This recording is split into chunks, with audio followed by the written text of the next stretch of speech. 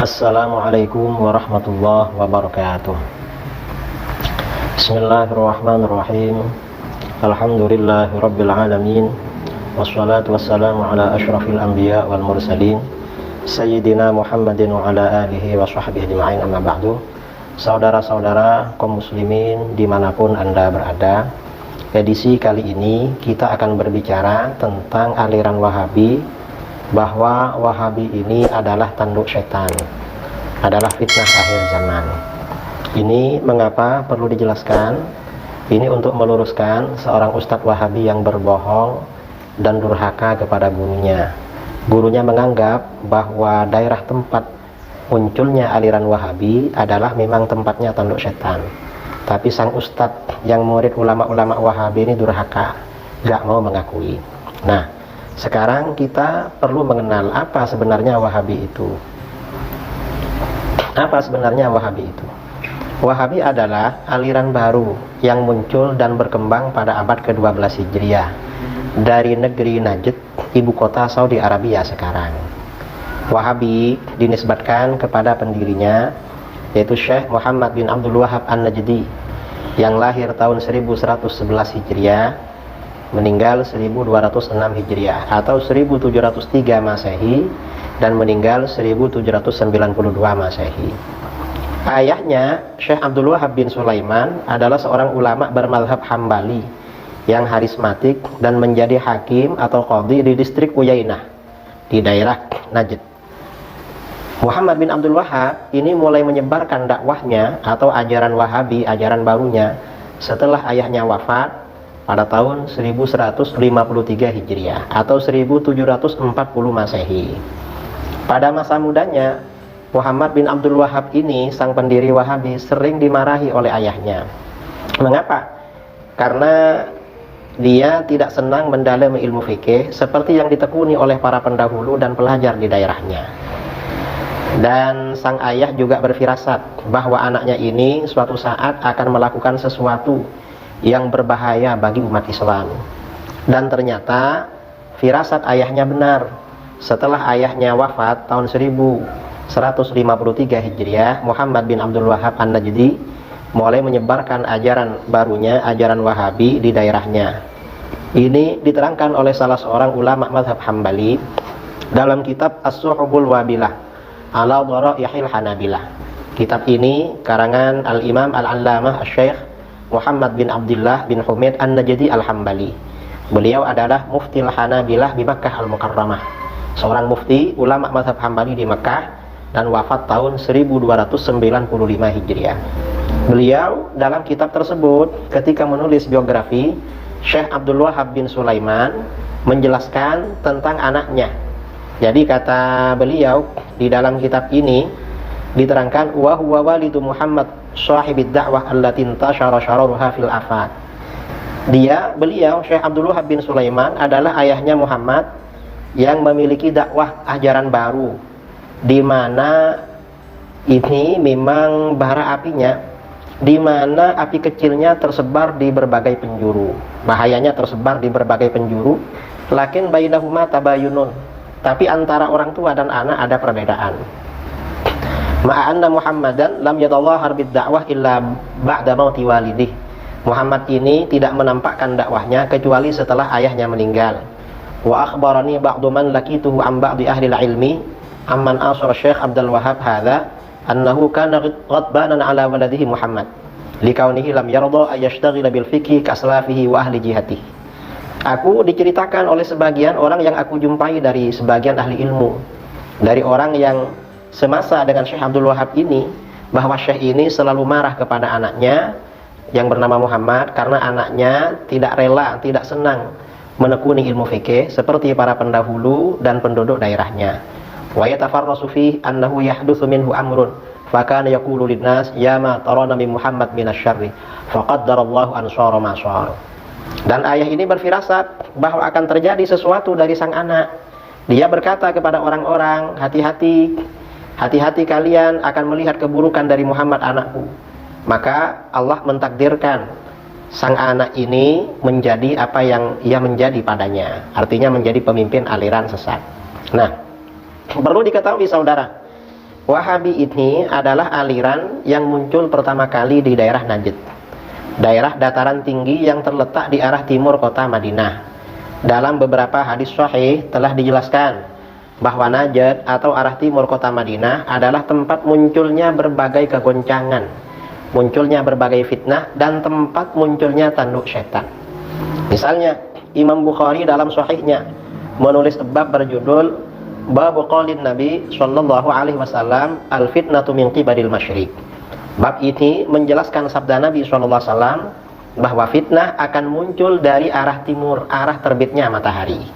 Dasarnya mana? An Ibnu Umar radhiyallahu anhuma, anin Nabi sallallahu alaihi wasallam, annahu qama ila jambil mimbar faqal al-fitnatu hahuna, al-fitnatu hahuna min haitsu yatlu'u qarnu syaitan, aw qala qarnu syamsi.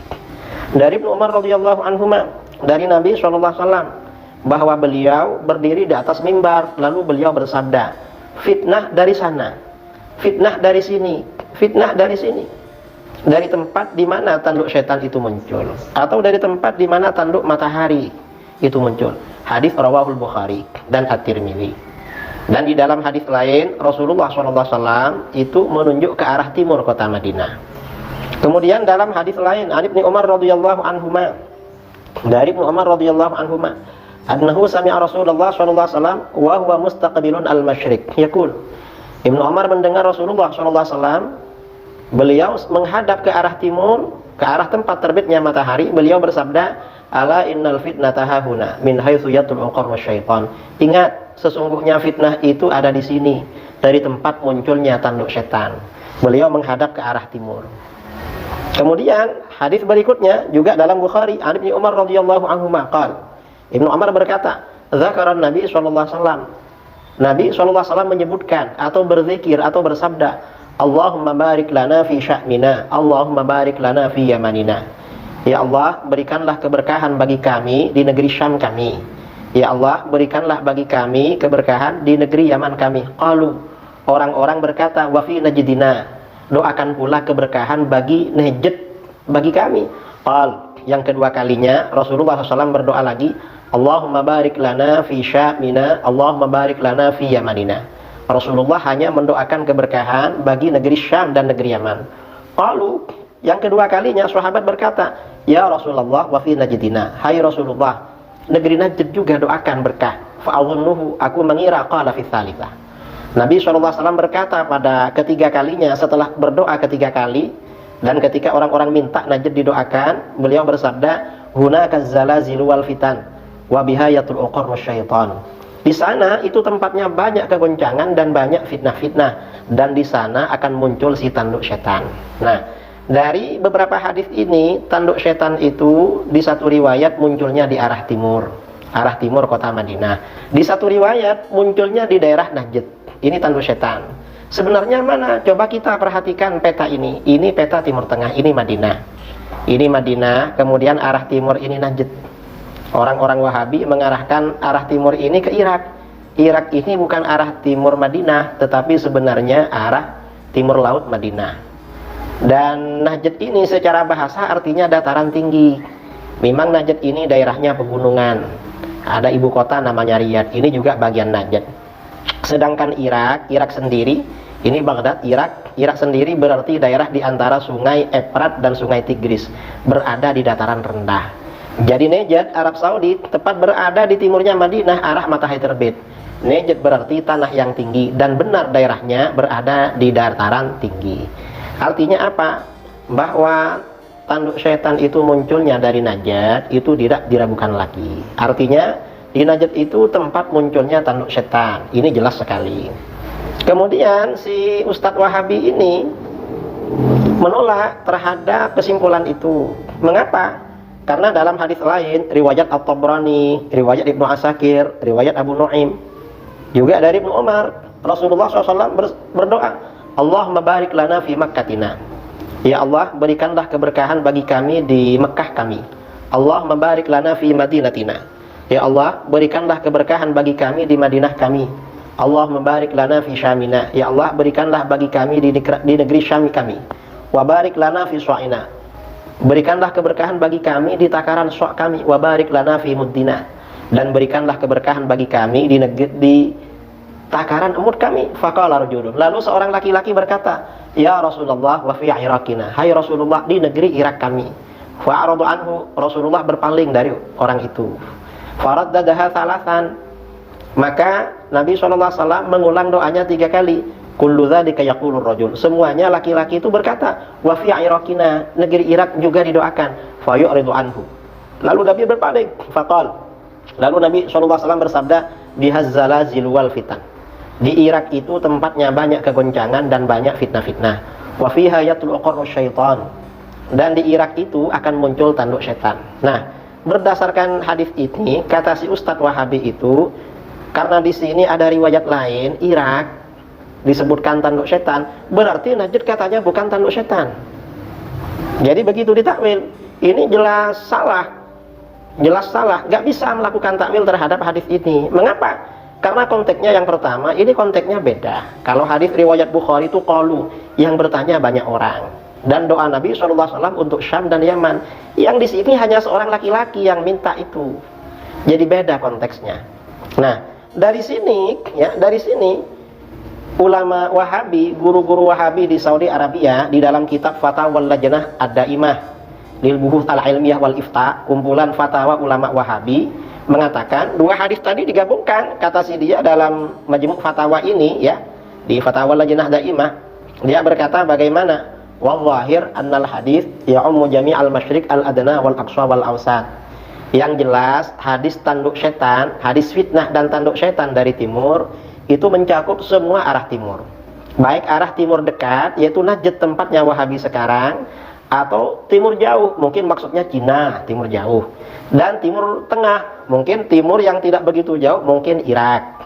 Ini kata Lajnah Daimah, ya, yang siapa ini? Pimpinannya Abdul Aziz bin Bas, anggotanya wakil pimpinan Abdul Razak Afifi, lalu anggotanya Abdullah bin Ghadiyan dan Abdullah bin Qa'ud. Ini ulama Wahabi.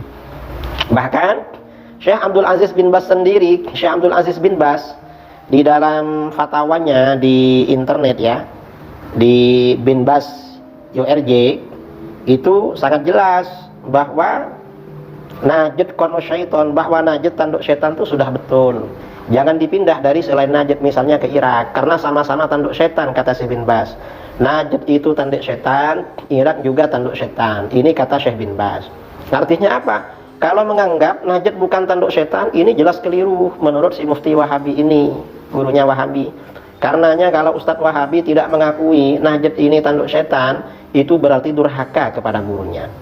Dan ini diperkuat lagi bahwa Wahabi ini cocok untuk masa sekarang sebagai tanduk setan. Diperkuat dengan hadis riwayat Bukhari. An Abi Sa'id Al-Khudri radhiyallahu an, anin Nabi sallallahu alaihi wasallam qala, yakhruju nasun min qibalil masyriq wa yaqra'una al-Qur'an la yujawizu taraqiyahum yamruquna minad din kama yamruqu as-sahmu minar ramiyah thumma la ya'uduna fi hatta ya'uda as-sahmu ila fuqih. Qila ma simahum? Qala simahum at-tahliq atau qala at-tasbit. Dari Abu Sa'id Al-Khudri radhiyallahu an, Nabi SAW bersabda, akan keluar dari arah timur, maksudnya timur kota Madinah, segolongan manusia yang membaca Al-Quran, namun tidak sampai melewati kerongkongan mereka, artinya tidak sampai ke hati. Al-Quran dibaca di mulut aja. Mereka keluar dari agama, artinya mereka ini karena berlebih-lebihan sampai keluar dari agama, seperti anak panah keluar dari busurnya. Mereka keluar dari agama seperti anak panah keluar dari sasarannya. Artinya ada orang memanah hewan karena banter sekali, ngena sama hewan itu lalu keluar lagi. Mereka tidak akan kembali, mereka tidak akan dapat kembali pada agama seperti anak panah yang tak akan kembali ke tempatnya. Tanda-tanda mereka ialah bercukur pelontos atau bercukur gundul. Ini hadis riwayat Imam Bukhari. Artinya apa? Muncul dari arah timur kota Madinah. Ini seperti dijelaskan tadi, arah timur kota Madinah itu negeri Najd, saudara. Mereka memang rajin baca Quran, tapi Al-Quran hanya di mulut, tidak sampai ke lubuk hati, tidak melewati kerongkongan. Kemudian mereka berlebih-lebihan dalam agama sehingga keluar dari ajaran agama yang sebenarnya. Karena berlebih-lebihan itu seperti anak panah yang diarahkan pada hewan, karena terlalu cepat, terlalu kuat, keluar lagi dari hewan itu, kena tapi keluar lagi. Jadi memang arah timur kota Madinah itu Najd. Dan tanda-tanda mereka bercukur pelontos atau gundul. Ini disebutkan di dalam kitab Ad-Durarus Saniyah fi Raddi 'alal Wahabiyah, karangan Al-Imam As-Sayyid Ahmad bin As-Sayyid Zaini Dahlan.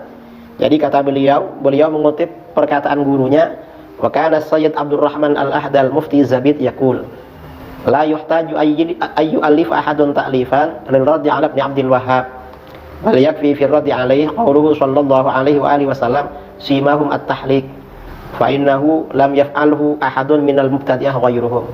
Sayyid Abdurrahman Al-Ahdal Mufti Zabid berkata, seseorang tidak perlu menyusun bantahan terhadap Muhammad bin Abdul Wahhab. Bahkan cukup pada mereka dibantah oleh sabda Nabi SAW bahwa tanda-tanda mereka adalah bercukur pelontos atau gundul. Karena pelontos atau gundul gak pernah dilakukan oleh seorang ahli bid'ah selain Wahabi. Artinya apa? Kaum Wahabi ini saudara dulu awal-awal kemunculannya punya tradisi cukur pelontos, cukur gundul. Wa kana Ibnu Abdul Wahhab ya'muru aidan bihalqi ru'usin nisa. Pendiri Wahabi Ibnu Abdul Wahhab juga memerintahkan kaum wanita menggundul rambut-rambutnya. Allati yattabi'nahu, mereka yang ikut dia. Jadi memang diperintahkan begitu. Ini kata Sayyid Ahmad bin Zaini Dahlan. Memang pengikutnya, artinya apa? Sayyid Abdurrahman Al-Ahdal berkata, tidak perlu menyusun bantahan terhadap Ibnu Abdul Wahhab. Mereka telah cukup dibantah oleh sabda Nabi SAW. Tanda-tanda mereka adalah menggundul rambut, karena tanda-tanda ini tidak pernah dilakukan oleh ahli bid'ah selain kaum Wahabi, di mana Ibnu Abdul Wahhab memerintahkan pengikutnya agar menggundul rambutnya, baik kaum pria maupun wanita. Nah, setelah informasi dari Sayyid Ahmad bin Zaini Dahlan disampaikan bahwa kaum Wahabi dulu menggundul rambutnya, ini oleh mereka dianggap fitnah. Kami gak menggundul rambut. Ternyata bagaimana? Setelah orang-orang Wahabi menerbitkan kitab-kitab yang ditulis oleh pendirinya, mereka mengakui kalau mereka memang tradisinya menggundul rambut mereka. Ini ada kitab Wahabi saudara berjudul Ad-Durarus Saniyah fil Ajwibah An-Najdiyah. Ini karangan Abdurrahman bin Muhammad bin Qasim Al-Ashimi Al-Qahtani An-Najdi. Kitab ini himpunan risalah-risalah dan masalah-masalah ulama Najd. Nah, pada juz 4 halaman 152 ini ada tanya jawab. Su'ila abna'u Syekh Muhammad bin Nasir an halqi ba'dir ra'si sya'rir ra'si wa tarki ba'di. Anak-anaknya Syekh Muhammad bin Abdul Wahhab juga Hamad bin Nasir ditanya tentang menggundul sebagian rambut kepala, sebagiannya lagi dibiarkan. Lalu bagaimana? Fa'ajabu, mereka menjawab. Kemudian di bawah ya, kata dia, li'anna tarkal halqi laisa manhiyan anhu. Tidak menggundul rambut itu bukan sesuatu yang dilarang. Artinya seandainya tidak gundul gak apa-apa. Wa innama naha anhu waliyul amri. Tidak menggundul rambut itu hanya dilarang oleh pemimpin. Artinya pemimpin pemerintahan orang-orang Wahabi di situ. Mengapa? Li'annal halqa huwal 'adah indana. Karena menggundul atau cukur kepala pelontos itu tradisi di kalangan kami orang-orang Najd, orang Wahabi. Wala yatrukuhu indana illa sufaha. Dan cukur pelontos atau gundul rambut ini tidak ditinggalkan kecuali oleh orang-orang dungu di kalangan kami, orang-orang bodoh. Artinya apa? Memang diperintahkan di kalangan Wahabi untuk gundul rambut, cukur pelontos waktu itu. Dan ini semakin menguatkan kalau Wahabi itu fitnah akhir zaman yang muncul dari arah timur kota Madinah dan merupakan tanduk setan. Jadi jangan ada lagi yang menolak kalau Wahabi itu tanduk setan dan muncul dari arah timur kota Madinah. Memang Najd ini memang dari arah timur kota Madinah. Jadi memang dari arah timur. Kemudian mereka juga punya tradisi cukur gundul atau kepala pelontos, dan itu diakui di dalam kitab mereka. Mudah-mudahan bermanfaat. Wabillahi taufiq wal hidayah. Assalamualaikum warahmatullahi wabarakatuh.